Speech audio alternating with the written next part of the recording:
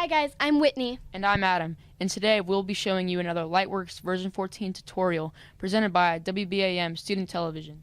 What we're going to be showing you is using transitions between your audio and video clips, something a little bit like this. Hey guys, this is the portion of the video where I'm going to be showing you how to add transitions between video clips.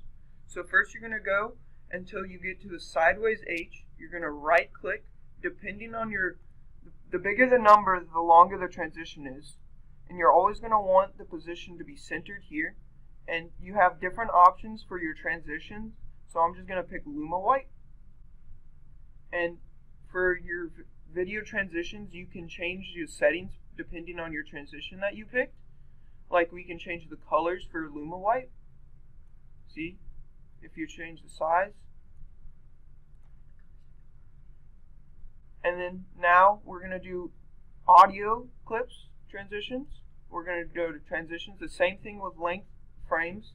The longer the length of frames, the bigger the transition is. You're going to always want it to be positioned here.